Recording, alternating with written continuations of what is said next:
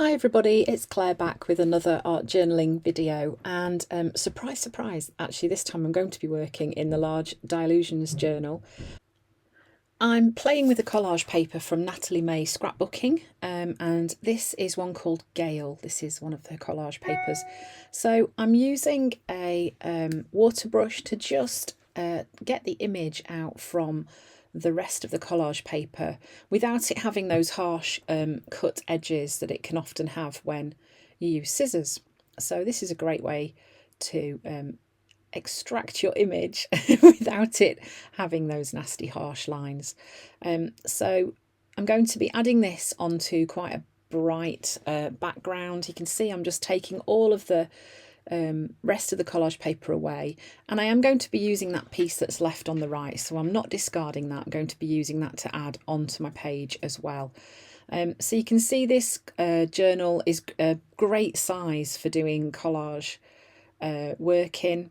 So I tend to do quite a lot of magazine collage and other collage in this journal because the pages are a great size, and you've got plenty of room for the rest of your page. So I'm adding the image onto a gessoed page. It's got white gesso on it, and I am using matte medium to stick it in place.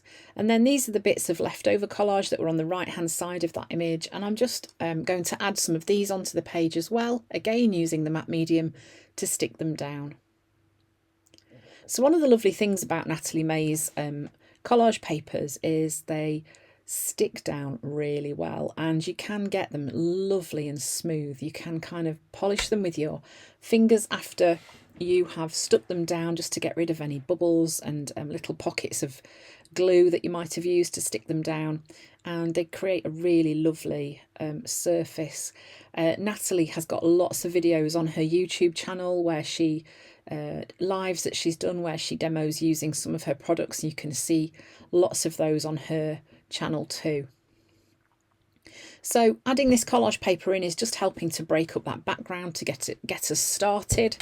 And then I am going to start going in with some nice bright colours. So I am going to be doing the technique where I'm popping the paint down before it's dry. I'm then going to go in with a stencil and a baby wipe and lift some of the paint through. These are stencils from Natalie May as well. I think this one is a graffiti one. I'm just using a damp baby wipe, not too wet. If it's too wet, then it just leaves too much moisture underneath the stencil when you lift it up. So the colour that I've used here is Ruby as well. And then I've just sped up the next little bit because it's the same process, but just using all of the different rainbow colours. So because I'm going to be creating this bright background, I do dry each colour before I apply the next colour next to it, because I didn't want to end up with kind of muddy colours anywhere. So that's the safest way to do that, is to just dry the colours before you go in with your next one. So again, just doing the same thing. I have sped this up a bit more. I know it's not everyone's cup of tea when it's super fast, but this is the best way for you to see this process without you sitting here for 3 hours watching me put paint on and lift it off through a stencil. So yeah, so then I've used tangerine, and then this is lemon, the same stencil, and you can see that's creating a really nice effect. Lifting the paint through that stencil, you're getting not only the colour but the pattern into your background as well, and starting to create that layer of interest. So the reason I keep blotting my page with the kitchen towel is because that baby wipe was a little bit damp, and it is leaving that moisture underneath the stencil, which I don't really want there. So, and you can see I'm kind of mostly working in patches of 3 with the colour. This is another of Natalie May's stencils that I'm using here. Can't remember what this one's called, but you can find them all on her website, nataliemayscrapbooking.com.au, I think it is. And then this is turquoise. Again, just going to be doing the same thing. So obviously I'm still drying each patch in between before I add the next colour. And I'm just turning the stencil round just to make the pattern go a slightly different way, so it's not all the same. And this is Orchid. I think this is my most favourite pinky purple colour. I love it.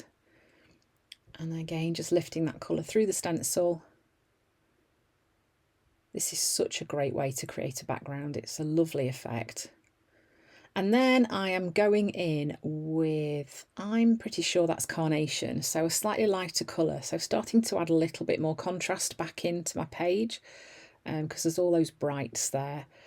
And you'll notice that I've left the right hand side of the page pretty clear, because what I'm going to do is extend that image out onto my page. So here I'm just going in with my pencil and kind of roughly working out where I want the hair to go. Just kind of thinking about what's going to look right.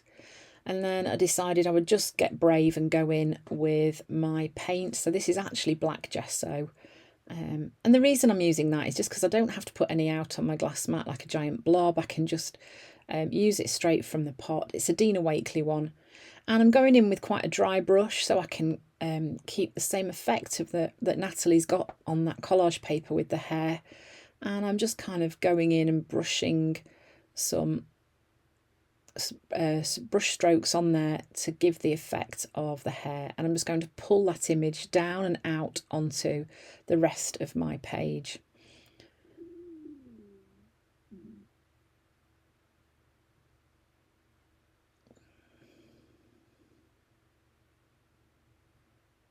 So you can see she's got a sort of slight, she's almost looking over one shoulder in this image, so I kind of want to try and keep that that feel.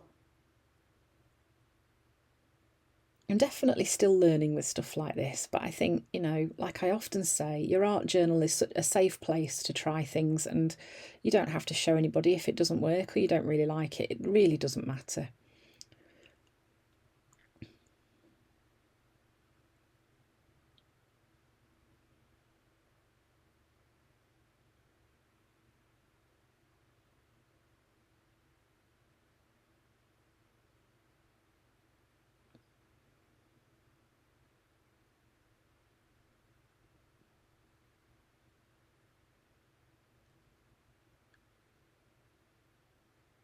Okay, so then I'm using this stamp, and this is a text stamp. It's also from Natalie May, and I'm using this around the edges of my hair because it softens those edges a little bit, really. It just makes them a bit less harsh.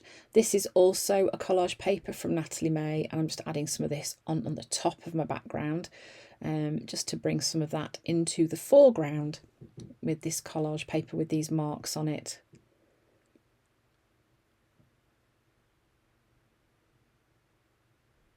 I think this is one of my favourite collage papers with these marks on. I do love them.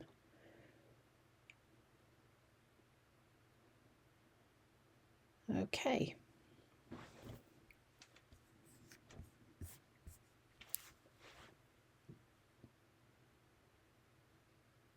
So what I tend to do when I'm adding collage on like this is I just go until I feel that there's enough there, it's balanced, and your eye kind of follows around the page without going on and thinking, oh, there's a big empty space.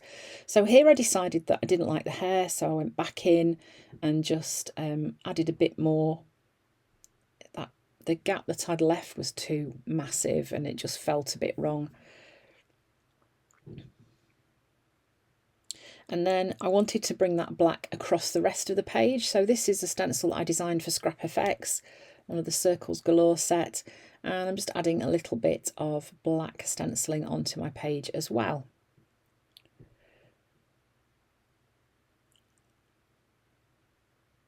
See, I just don't know when to stop, do I? Just keep going. Oh my God, Claire.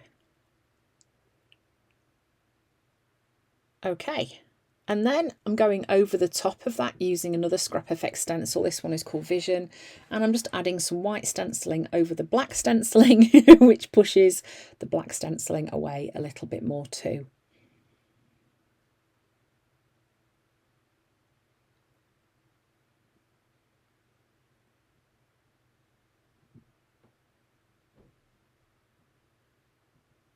And I'm also overlapping the stenciling a bit onto the hair, while I have done on that left hand side, and a little bit on the right hand side there too. And then that just has the effect of helping that image feel like it actually belongs on the page. and it's not an afterthought.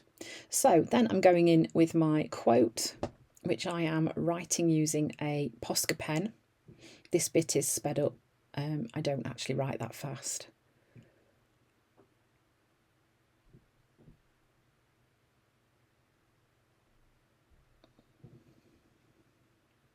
When you can't control what is happening, take control of the way you respond.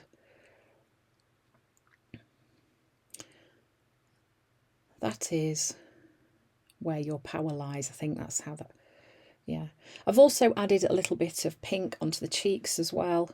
And that was just using a Jane Davenport palette pastels, just used my finger to add that sort of almost like a bit of blush to the cheeks as well.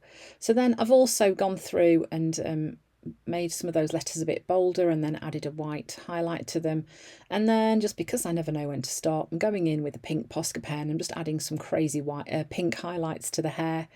Kind of jazzes it up a bit, doesn't it? Yeah, but there we go. This is like me faffing and fiddling. So there we go. There's me letting loose with a really colourful background. It's bright and zingy and I like it. I hope you found some inspiration from this video. Thanks for watching and I hope to see you again soon.